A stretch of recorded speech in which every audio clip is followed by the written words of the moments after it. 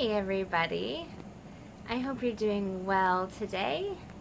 I thought I would weigh in again today with our continuation in the dealing with anger stuff. So let's see, Monday we looked at the practice encouraging others. Yesterday we added in this idea of employing curiosity and wonder. And I also asked you guys that question of what does it look like to be an encouragement to others? Because it may not always be verbal. So what does it look like?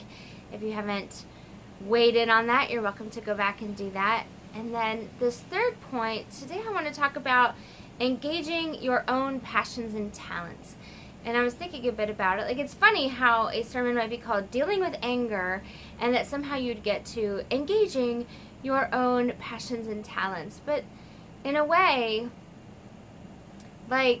we need that aspect of our lives to be active. We can't, if we always feel like, oh, I'm just getting drugged through my life, that actually does make you feel pretty darn angry. I've been there. I was once on a film set. It ended up being a 4-day film set over a weekend. That was my birthday. We had a 3-year little girl. It ended up being in another state. I had to hire a babysitter to come with us and be in this hotel. So we had to sleep in a room with 2 beds with our baby and our babysitter. And I remember thinking in that experience, wow, I am being drugged along in my own life. All this is happening to me, and I don't feel like I have any say. But does that mean that I don't enjoy creativity and being a part of that? Yes, I absolutely enjoy that. It would be the same with do I enjoy cooking? Yes, if I am forced to cook for a bunch of people in the midst of all my other duties, I might enjoy it less. But these are different issues. So if we are looking to others to mirror to them, to ask those open-ended questions, to say, what's the next step in your dream? The reality is we too have dreams and things that we would like our lives to be about. We too need somebody asking us, so what would be the next step? How could you get there?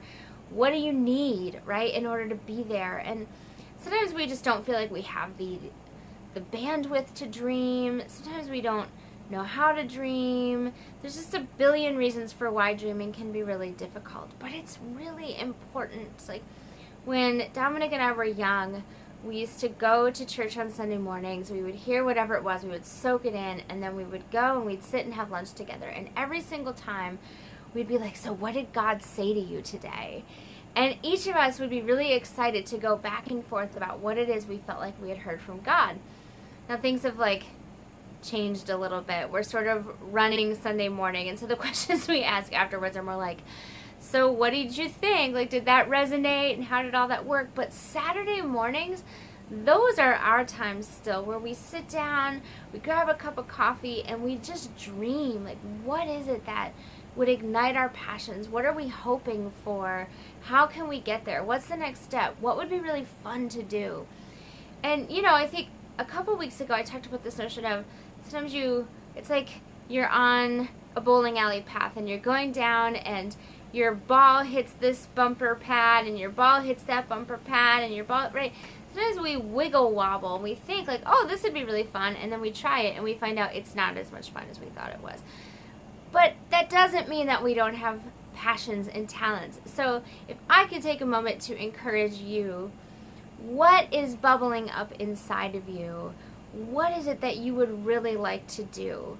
There's these questions that we have sometimes, where do we get our security, meaning, and greatness from? Sometimes that can help us. There's other questions we have, if there were no limits on our time, money, and energy, what would we do?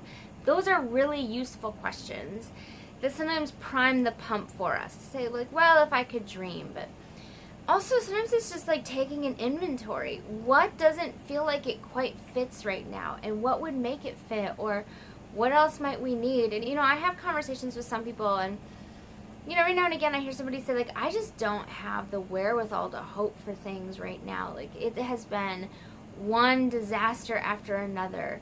And I hear that. And so when that happens, what I often say is, let me do the hoping for a while, right? Let me carry that aspect. I will have hope on your behalf.